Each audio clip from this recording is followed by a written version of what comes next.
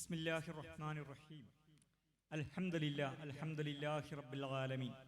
അസ്സലാത്തു വസ്സലാമു അലാ റസൂലിഹിൽ അമീൻ വഅലാ ആലിഹി വസഹ്ബിഹി അജ്മഈൻ. അമ്മാ ബഅദ്. ബഹുമാന്യനായ ഗുരു തുല്യനായ ഷെയ്ഖ് സാഹിബ് മുഹമ്മദ് ഹാജി ഇദ്രിസ് സാഹിബ്, തൊട്ടുമുമ്പ് ഇവിടെ സംസാരിച്ച കാട്ടുകണ്ടി കുഞ്ഞപ്പുള്ള സാഹിബ്, റയീസ് ഹിദായ, മറ്റു സഹോദരി സഹോദരന്മാരെ, അസ്സലാമു അലൈക്കും വറഹ്മത്തുള്ളാഹി വബറകാതുഹു.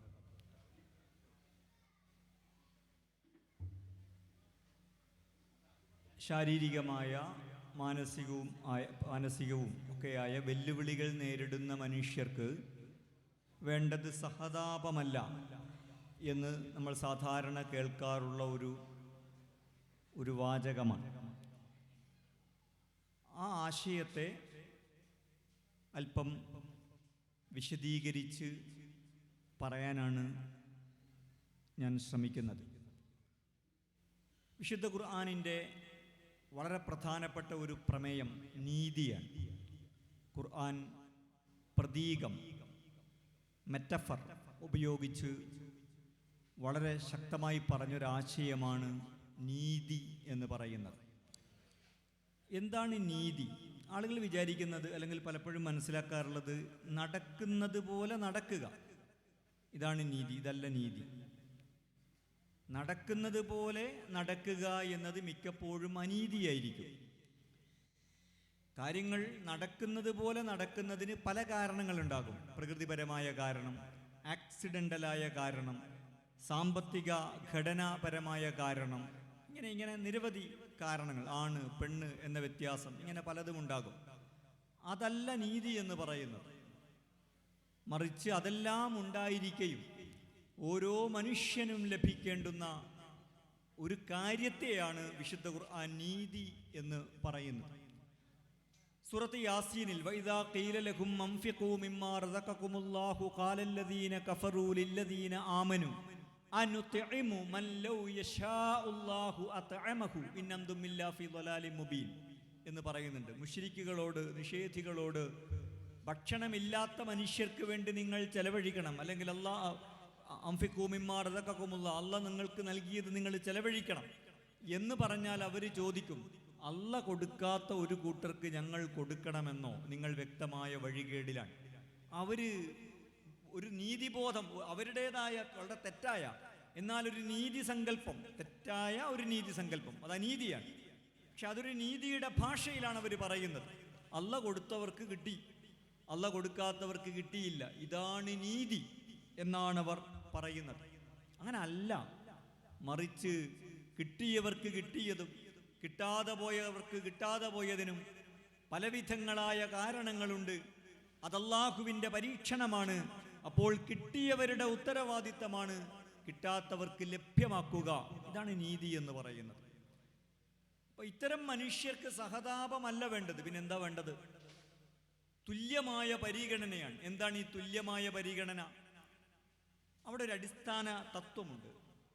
എന്തുകൊണ്ടാണ് ലോകത്ത് ഇങ്ങനെയുള്ള മനുഷ്യർക്ക് തുല്യമായ പരിഗണന കിട്ടാത്തത്, അല്ല മറ്റുള്ളവരെ പോലുള്ള പരിഗണന കിട്ടാത്തത്? നമ്മൾ സാധാരണഗതിയിൽ മനുഷ്യൻ എന്ന് പറയുമ്പോൾ അതിന് സ്റ്റാൻഡേർഡ് നിശ്ചയിച്ചിട്ടുണ്ട്. പുരുഷനായ, പൂർണ്ണ ശാരീരിക ശേഷികളെല്ലാമുള്ള, കാഴ്ചശക്തി, കേൾവിശക്തി, നടക്കാനുള്ള ശേഷി, കൈ ചലിപ്പിക്കാനുള്ള ശേഷി, ഇതെല്ലാമുള്ള ഒരാളെയാണ് നമ്മൾ ഒരു മനുഷ്യനായിട്ട് കണക്കാക്കുന്നത്. അവർക്ക് വേണ്ടിയാണെല്ലാം. ബിൽഡിങ്ങുകൾ ഉണ്ടാക്കുന്നത്, വിദ്യാഭ്യാസ സ്ഥാപനങ്ങൾ ഉണ്ടാക്കുന്നത്, നമ്മുടെ വിവാഹത്തെക്കുറിച്ച് സങ്കല്പങ്ങൾ എല്ലാം അത് അവർക്ക് വേണ്ടിയാണ്. അങ്ങനെ മാത്രമല്ല മനുഷ്യർക്കിടയിൽ സൂക്ഷ്മങ്ങളായ ഒരുപാട് വ്യത്യാസങ്ങളുണ്ട്. ഈ വ്യത്യാസങ്ങളെയെല്ലാം ഉൾക്കൊള്ളുകയും അവർക്കെല്ലാവർക്കും കൂടി പറ്റിയ ലോകമായി ഈ ലോകത്തെ മാറ്റുകയും ചെയ്യുക എന്നതാണ് നീതി. ആ സങ്കല്പം ഇപ്പോൾ പഴയതിനേക്കാൾ കൂടുതലുണ്ട്. പുരുഷന്മാർ മാത്രമല്ല സമൂഹത്തിലുള്ളത്, സ്ത്രീകളുമുണ്ട്. അവർക്ക് കൂടി പറ്റിയതാകണം നമ്മുടെ സാമൂഹിക സംവിധാനങ്ങൾ. പുരുഷനിൽ നിന്ന് വ്യത്യസ്തമാണ് സ്ത്രീകൾ. ഈ ബോധം ഒരു പരിധിവരെ ഇന്നുണ്ട്. ഇവിടെ റാമ്പുണ്ട്, പല സ്ഥലത്തും നമ്മൾ റാമ്പ് കാണും. വീൽ ചെയറിൽ സഞ്ചരിക്കുന്നവരുണ്ട്, പല കാരണങ്ങളാൽ. ജന്മന അങ്ങനെ ആയവരുണ്ട്, പിന്നീട് അങ്ങനെ ആയിത്തീർന്നവരുണ്ട്. അവർക്കുകൂടി സഞ്ചരിക്കാൻ പറ്റുന്ന, അവർക്കുകൂടി വന്നു ചേരാൻ കഴിയുന്ന രീതിയിലാവണം നമ്മുടെ ബിൽഡിങ്ങുകൾ അല്ലേ. ഇങ്ങനെ സ്റ്റെപ്പ് കയറി വരാൻ പറ്റുന്നവർ വന്നാൽ മതി, ഇല്ലാത്തവർ വീട്ടിലിരുന്നാൽ മതി എന്നത് നീതിയല്ല. ഈ ഒരു ന്യായമാണ് പലപ്പോഴും ആളുകൾ പറയാറുള്ളത്. മനുഷ്യർക്കിടയിൽ ഇങ്ങനെ സൂക്ഷ്മമായ ഒരുപാട് വ്യത്യാസങ്ങളുണ്ട്. ഇങ്ങനെ വീൽ ചെയറിലായ മനുഷ്യർ മാത്രം, അങ്ങനെയൊന്നും അല്ലാതെ നടക്കുന്ന ആളുകൾക്ക് തന്നെ, അങ്ങനെയുള്ള ആളുകൾക്കിടയിൽ നമ്മൾ വളരെ സാധാരണ ആളുകൾ, നോർമൽ എന്ന് വിചാരിക്കുന്ന പറയുന്ന ആളുകൾക്കിടയിൽ തന്നെ പലതരം വ്യത്യാസങ്ങളുണ്ട്. നേരത്തെ BM ഇബ്രാഹിം സാഹിബ് വിക്കിനെ കുറിച്ച് പറഞ്ഞു. ഒരു വലിയ പ്രശ്നമൊന്നുമല്ല ഒരർത്ഥത്തിൽ ഒരാൾക്ക് സംസാരിക്കുമ്പോൾ വിക്കുണ്ടാവുക എന്ന് പറയുന്നത്. പക്ഷെ ഒരർത്ഥത്തിലൊരു പ്രശ്നമാണ്. മറ്റൊരർത്ഥത്തിൽ സമൂഹം ആലോചിക്കേണ്ടത് അതൊരു വ്യത്യസ്തതയാണ്, ഒരു ഡിഫറൻ്റാണ്. വിക്കില്ലാത്തവർ ഇങ്ങനെ സംസാരിക്കുന്നു, അല്ലാത്തവർ അല്പം വിക്കി സംസാരിക്കുന്നു. അങ്ങനെയും മനുഷ്യരുണ്ടോ, അവരെ കൂടി ഉൾക്കൊള്ളുക. എന്നാൽ വിക്കുള്ളവർ സംസാരിക്കേണ്ടതില്ല എന്ന് വെക്കുകയല്ല, അവരെ സംസാരിക്കുമ്പോൾ പരിഹസിക്കുക എന്ന് പറഞ്ഞാൽ അതിലൊരു അർത്ഥമുണ്ട്. നിങ്ങൾ സംസാരിക്കേണ്ടതില്ല, വിക്കില്ലാത്തവർ പറഞ്ഞാൽ മതി, നീ അവിടെ ഇരിക്കുക, മര്യാദക്ക് പറയാൻ പറ്റുന്നവർ പറയട്ടെ എന്നതല്ല. അവനും അവൾക്കും പറയാനുള്ളത് കൂടിയാണ് ഈ ലോകം. വിക്കില്ലാത്തവരുടെ സംസാരത്തെ മാത്രമല്ല, വിക്കുള്ളവരുടെ സംസാരത്തെയും ഉൾക്കൊള്ളാൻ ഒരു സമൂഹം വിസ്തൃതമാവുക, വിശാലമാവുക, അങ്ങനെ ഒരു ഇൻക്ലൂസീവ്നെസ്, ഒരു ഉൾക്കൊള്ളൽ ശേഷി സമൂഹം നേടിയെടുക്കുക. ഈ പരിപാടികളിലൂടെയൊക്കെ ഇങ്ങനെയുള്ള അസാധാരണ മനുഷ്യരെ ആഘോഷിച്ച് വിരിഞ്ഞു പോവുക എന്നതല്ല സംഭവിക്കേണ്ടത്. അവരുടെ ഒരു പ്രതിഭാധനത്വം കൊണ്ടുകൂടി അവർ അത്ഭുതങ്ങൾ സൃഷ്ടിച്ചിട്ടുണ്ട്. അങ്ങനെ സൃഷ്ടിക്കാത്തവരുമുണ്ട്. നമ്മൾ ചലഞ്ചഡായ ആളുകളുടെ മേൽ ഒരു അധിക ബാധ്യത ഏൽപ്പിക്കരുത്. അങ്ങനെ നിങ്ങൾ അത്ഭുതം സൃഷ്ടിക്കുകയാണെങ്കിൽ നിങ്ങളെ ഞങ്ങൾ അംഗീകരിക്കാം. അങ്ങനെ ചലഞ്ചഡ് അല്ലാത്ത എല്ലാ മനുഷ്യരും ലോകത്ത് അത്ഭുതം സൃഷ്ടിക്കുന്നില്ല, സാധാരണ ജീവിച്ചു പോകുന്നുണ്ട്, അവരാർത്ഥത്തിൽ നമ്മൾ അംഗീകരിക്കുന്നുണ്ട്. ഇങ്ങനെ ഈ മനുഷ്യരെയും, സാധാരണ മനുഷ്യരാണ് അല്ലേ, ആ സാധാരണ മനുഷ്യരെ കൂടി ഉൾക്കൊള്ളാനുള്ള ശേഷി നമുക്കുണ്ടോ എന്നുള്ളതാണ്. ഇപ്പൊ കാഴ്ച പരിമിതരായ ആളുകളുണ്ട്, അന്ധരല്ല. ഇപ്പൊ ഞാൻ വ്യക്തിപരമായി കാഴ്ച കുറവുള്ള ഒരാളാണ്. അങ്ങനെയുള്ള ഒരാൾ എന്തെല്ലാം വെല്ലുവിളികൾ നേരിടുന്നു അവരുടെ കാഴ്ച കുറവിന് ആനുപാതികമായി എന്നെനിക്ക് മനസ്സിലാക്കാൻ പറ്റും. പക്ഷെ എനിക്കറിയാവുന്നൊരു കാര്യമുണ്ട്, ഈ ലോകം മൊത്തം ഉണ്ടാക്കിയിരിക്കുന്നത് പൂർണ്ണമായ കാഴ്ചയുള്ള ആളുകൾക്ക് വേണ്ടിയാണ്. ബസ്സിൻ്റെ ബോർഡ് എഴുതിയിരിക്കുന്നത് അങ്ങനെയാണ്. എനിക്ക് ബസ്സിൻ്റെ ബോർഡ് വായിക്കാൻ പ്രയാസമുണ്ട്, അഡ്ജസ്റ്റ് ചെയ്ത് വായിക്കുകയാണ്. എന്നിട്ട് വായിച്ച് തെറ്റിയിട്ട് വേറെ സ്ഥലത്തെത്തിയ അനുഭവമൊക്കെ എനിക്കുണ്ട്. ഇത് എഴുതിയിരിക്കുന്നത് ഇന്നതാണ് എന്ന് വിചാരിച്ചിട്ട് കയറിയിട്ട് വേറെ സ്ഥലത്തെത്തിയ അനുഭവമൊക്കെ ഉണ്ട്. അപ്പോൾ ഇങ്ങനെ കാഴ്ച കുറഞ്ഞ മനുഷ്യരുണ്ട് ലോകത്ത്, അന്ധരായ മനുഷ്യരുണ്ട്, പിന്നെ കാഴ്ച കുറവിൻ്റെ അനുപാത വ്യത്യാസങ്ങളുള്ള ആളുകളുണ്ട്. അവരെ നമ്മൾ ഉൾക്കൊള്ളുന്നുണ്ടോ എന്ന് ചോദിച്ചാൽ ഏതോ ഒരു സ്ഥലത്ത് അവരെ വിളിച്ച് ആദരിക്കുന്നുണ്ടോ എന്നല്ല, നമ്മൾ ഉണ്ടാക്കുന്ന സംവിധാനങ്ങൾ അവരെ കൂടി ഉൾക്കൊള്ളുന്നതാണോ? ഇത് സ്ത്രീകളുടെ കാര്യത്തിൽ ബാധകമാണ്, ഗർഭിണികളുടെ കാര്യത്തിൽ ബാധകമാണ്, മുലയൂട്ടുന്നവരുടെ കാര്യത്തിൽ ബാധകമാണ്, വൃദ്ധരായ ആണുങ്ങളുടെയും പെണ്ണുങ്ങളുടെയും കാര്യത്തിൽ ബാധകമാണ്. വൃദ്ധരെ പരിചരിച്ച് എങ്ങനെയെങ്കിലുമൊക്കെ അവരെ മരിപ്പിക്കുക ഇതല്ല, അവർക്കൊരു ജീവിതമുണ്ട്. വൃദ്ധരായ ആളുകൾക്കും ജീവിതമുണ്ട്, ഒരു ക്വാളിറ്റിയുള്ള ജീവിതം. അവർക്ക് ദാമ്പത്യമുണ്ട്. ദാമ്പത്യം എന്നൊക്കെ പറഞ്ഞാൽ ചെറുപ്പക്കാർക്കുള്ളതാണ്, ഏറി വന്നാൽ മധ്യവയസ്കർക്കുള്ളതാണ്. അങ്ങനെയല്ല, വൃദ്ധരായ മനുഷ്യർക്കും ദമ്പതികൾക്കും ദാമ്പത്യ ജീവിതമുണ്ട്. ദാമ്പത്യ ജീവിതത്തെക്കുറിച്ച് നമ്മുടെ ക്യാൻവാസിൽ വൃദ്ധരായ ദമ്പതികളുണ്ടോ എന്ന് നമ്മൾ ആലോചിച്ചിട്ടുണ്ടോ? ഇതെന്തോ സമൂഹം മാത്രം പരിഹരിക്കേണ്ട ഒരു കാര്യമല്ല, നമ്മളുടെ വീടകങ്ങളിൽ കകത്ത് തന്നെ നടക്കുന്ന ഒരു വലിയ അനീതിയാണ്, ജസ്റ്റിസാണ്. ഇങ്ങനെ സമൂഹത്തെ മനുഷ്യർ പലവിധമാണ്. അന്നാസു അജിനാസുൻ പ്രതിജന ഭിന്ന വിചിത്രമി ലോകം.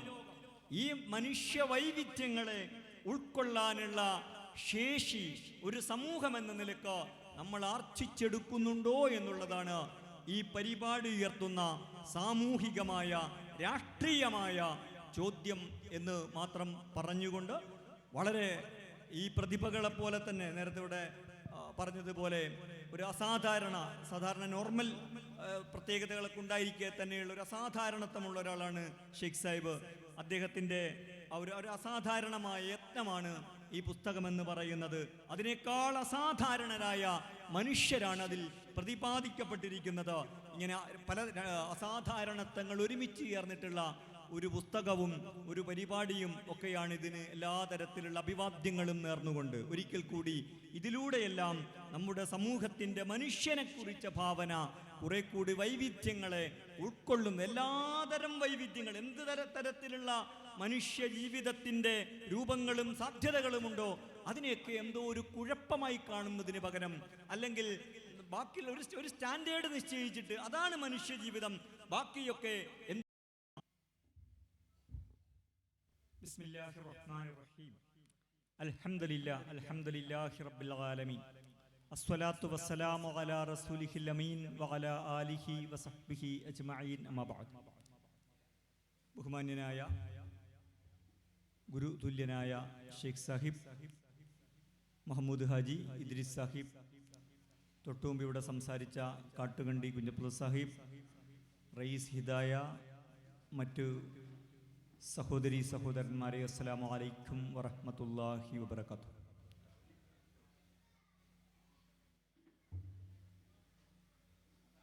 ശാരീരികമായ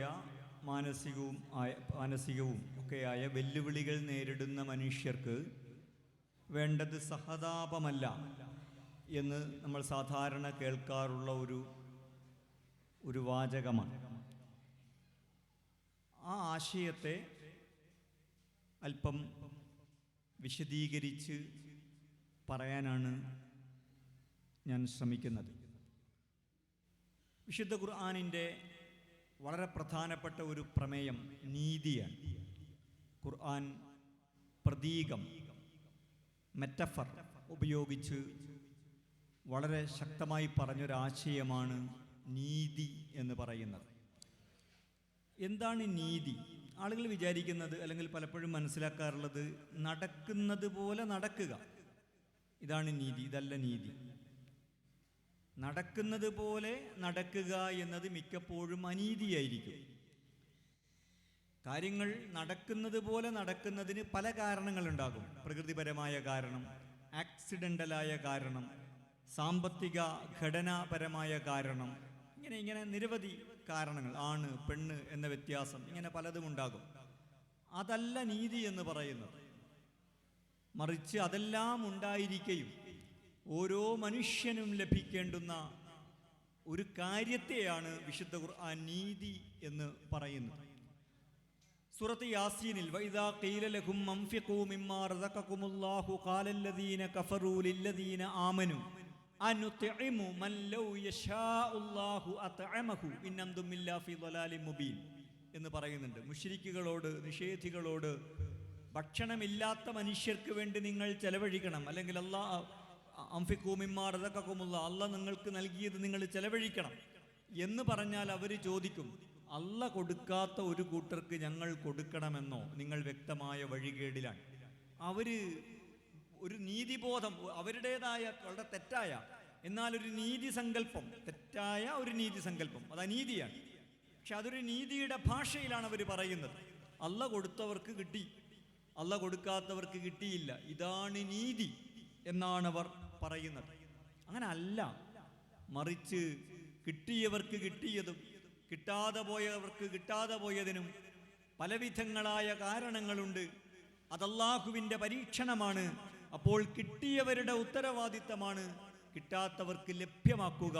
ഇതാണ് നീതി എന്ന് പറയുന്നത്. അപ്പോൾ ഇത്തരം മനുഷ്യർക്ക് സഹതാപമല്ല വേണ്ടത്, പിന്നെന്താ വേണ്ടത്? തുല്യമായ പരിഗണനയാണ്. എന്താണ് ഈ തുല്യമായ പരിഗണന? അവിടെ ഒരു അടിസ്ഥാന തത്വമുണ്ട്. എന്തുകൊണ്ടാണ് ലോകത്ത് ഇങ്ങനെയുള്ള മനുഷ്യർക്ക് തുല്യമായ പരിഗണന കിട്ടാത്തത്, എല്ലാ മറ്റുള്ളവരെ പോലുള്ള പരിഗണന കിട്ടാത്തത്? നമ്മൾ സാധാരണഗതിയിൽ മനുഷ്യൻ എന്ന് പറയുമ്പോൾ അതിനൊരു സ്റ്റാൻഡേർഡ് നിശ്ചയിച്ചിട്ടുണ്ട്. പുരുഷനായ പൂർണ്ണ ശാരീരിക ശേഷികളെല്ലാമുള്ള, കാഴ്ചശക്തി, കേൾവിശക്തി, നടക്കാനുള്ള ശേഷി, കൈ ചലിപ്പിക്കാനുള്ള ശേഷി, ഇതെല്ലാമുള്ള ഒരാളെയാണ് നമ്മൾ ഒരു മനുഷ്യനായിട്ട് കണക്കാക്കുന്നത്. അവർക്ക് വേണ്ടിയാണെല്ലാം. ബിൽഡിങ്ങുകൾ ഉണ്ടാക്കുന്നത്, വിദ്യാഭ്യാസ സ്ഥാപനങ്ങൾ ഉണ്ടാക്കുന്നത്, നമ്മുടെ വിവാഹത്തെക്കുറിച്ച സങ്കല്പങ്ങൾ എല്ലാം അത് അവർക്ക് വേണ്ടിയാണ്. അങ്ങനെ മാത്രമല്ല മനുഷ്യർക്കിടയിൽ സൂക്ഷ്മങ്ങളായ ഒരുപാട് വ്യത്യാസങ്ങളുണ്ട്. ഈ വ്യത്യാസങ്ങളെയെല്ലാം ഉൾക്കൊള്ളുകയും അവർക്കെല്ലാവർക്കും കൂടി പറ്റിയ ലോകമായി ഈ ലോകത്തെ മാറ്റുകയും ചെയ്യുക എന്നതാണ് നീതി. ആ സങ്കല്പം ഇപ്പോൾ പഴയതിനേക്കാൾ കൂടുതലുണ്ട്. പുരുഷന്മാര് മാത്രമല്ല സമൂഹത്തിലുള്ളത്, സ്ത്രീകളുമുണ്ട്. അവർക്ക് കൂടി പറ്റിയതാകണം നമ്മുടെ സാമൂഹിക സംവിധാനങ്ങൾ. പുരുഷനിൽ നിന്ന് വ്യത്യസ്തമാണ് സ്ത്രീകൾ. ഈ ബോധം ഒരു പരിധി വരെ ഇന്നുണ്ട്. ഇപ്പോൾ റാമ്പുണ്ട്, പല സ്ഥലത്ത് നമ്മൾ റാമ്പ് കാണും. വീൽ ചെയറിൽ സഞ്ചരിക്കുന്നവരുണ്ട് പല കാരണങ്ങളാൽ. ജന്മന അങ്ങനെ ആയവരുണ്ട്, പിന്നീട് അങ്ങനെ ആയിത്തീർന്നവരുണ്ട്. അവർക്കുകൂടി സഞ്ചരിക്കാൻ പറ്റുന്ന, അവർക്കുകൂടി വന്നു ചേരാൻ കഴിയുന്ന രീതിയിലാവണം നമ്മുടെ ബിൽഡിങ്ങുകൾ. അല്ലേ, ഇങ്ങനെ സ്റ്റെപ്പ് കയറി വരാൻ പറ്റുന്നവർ വന്നാൽ മതി, ഇല്ലാത്തവർ വീട്ടിലിരുന്നാൽ മതി എന്നത് നീതിയല്ല. ഈ ഒരു ന്യായമാണ് പലപ്പോഴും ആളുകൾ പറയാറുള്ളത്. മനുഷ്യർക്കിടയിൽ ഇങ്ങനെ സൂക്ഷ്മമായ ഒരുപാട് വ്യത്യാസങ്ങളുണ്ട്. ഇങ്ങനെ വീൽ ചെയറിലായ മനുഷ്യർ മാത്രം, അങ്ങനെയൊന്നും അല്ലാതെ നടക്കുന്ന ആളുകൾക്ക് തന്നെ, അങ്ങനെയുള്ള ആളുകൾക്കിടയിൽ നമ്മൾ വളരെ സാധാരണ ആളുകൾ, നോർമൽ എന്ന് വിചാരിക്കുന്ന പറയുന്ന ആളുകൾക്കിടയിൽ തന്നെ പലതരം വ്യത്യാസങ്ങളുണ്ട്. നേരത്തെ BM ഇബ്രാഹിം സാഹിബ് വിക്കിനെ കുറിച്ച് പറഞ്ഞു. ഒരു വലിയ പ്രശ്നമൊന്നുമല്ല ഒരർത്ഥത്തിൽ ഒരാൾക്ക് സംസാരിക്കുമ്പോൾ വിക്കുണ്ടാവുക എന്ന് പറയുന്നത്. പക്ഷെ അതൊരു ഒരർത്ഥത്തിലൊരു പ്രശ്നമാണ്. മറ്റൊരർത്ഥത്തിൽ സമൂഹം ആലോചിക്കേണ്ടത് അതൊരു വ്യത്യസ്തതയാണ്, ഒരു ഡിഫറൻ്റാണ്. വിക്കില്ലാത്തവർ ഇങ്ങനെ സംസാരിക്കുന്നു, അല്ലാത്തവർ അല്പം വിക്കി സംസാരിക്കുന്നു. അങ്ങനെയും മനുഷ്യരുണ്ടോ? അവരെ കൂടി ഉൾക്കൊള്ളുക.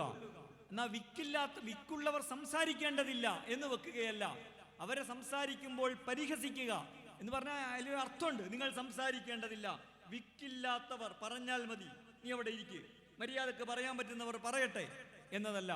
അവനും അവൾക്കും പറയാനുള്ളത് കൂടിയാണ് ഈ ലോകം.